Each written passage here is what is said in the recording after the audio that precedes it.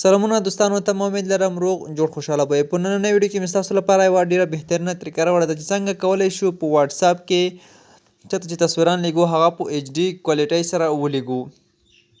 نو دوستانو دا چې ډېری ملګرو همدغه غوښتنه کوله، ویلې موږ چې کله تصویران چاته لیږو هغه ډېر تت راځي، نو څنګه کولی شو په عالي کوالټۍ سره ولیږو.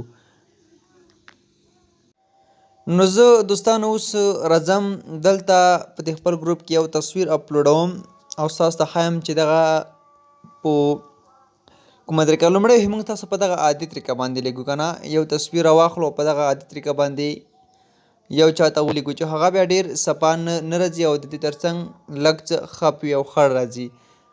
نو دغه تصویر زه دوستانو اوس په دغه واټساپ باندې لیږم، اوس به یې وګورو چې دغه څنګه راځي.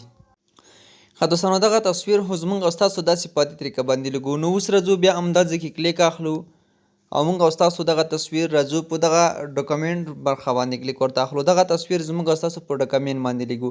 په دې کې موږ ستاسو نور فایلونه هم دې کې لیږلی شو، هغه چې پی ډي اف وي یا همداسې نور څه وي. خو راځو په دغه چوز فرام ګیلري باندې کلیک اخلو او بیا هم راځو هغه تصویر چې تاسو غواړئ لیږئ همغه انتخاب کړئ دوستانو. کله چې دغه تصویر دوستانو تاسو انتخاب کړئ او راشئ دغه داسې ولیږئ او دغه سینډ آپشن تاسو ګورئ، همدې باندې کلیک واخلئ. دغه به دوستانو دغه ډول ته ځي، تاسو کتلی شئ دغه په دغه شکل باندې ځي او پاس تصویر هم کتلی شئ او د لاندې هم کتلی شئ. پاس هم جی پی جي دی او لاندې هم جی پی جي تصویر ده.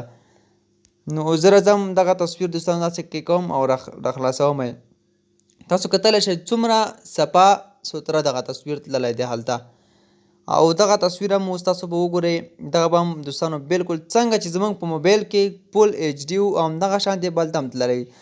تاسو کتلی شئ دغه زه دومره چې رانږدې کړم بیا هم دغه نه خړېږي او نه تتېږي دوستانو. تاسو کتلی شئ څومره صفا دی ښه. او دغه پاس تصویر هم اوس تاسو ته ګورئ، دغه هم تاسو کتلی شئ. دغه هم چې تاسو څومره داسې نږدې کوئ همدومره خړېږي. تاسو یې وګورئ دغه خړ شو داسې که نه تت شو. خو دغه بل تصویر چې ما په ډاکومنټ باندې ولیږلو هېڅ فرق پکې رانغی. تاسو کتلی شئ هېڅ فرق پکې رانغی، همدومره صفا فول ایچ ډي کوالټۍ سره ولاړو. نو څنګه دوستانو کولی شو په ایچ ډي کوالټۍ سره په واټساپ کې له یو ځای څخه بل ځای ته یعنې نورو ملګرو ته تصویران ولیږو او موږ ته یې راولېږي. نو دغه ډېره بهترینه طریقه دوستانو په همدې طریقه تاسو کولی شئ خپل موبایل کې واټساپ کې یو بل ته صفا تصویران ولیږئ. دوستانو ویډیو تر همدې ځایه که خوښ شوي مې لایک کړئ او له نورو ملګرو سره هم شیر کړئ.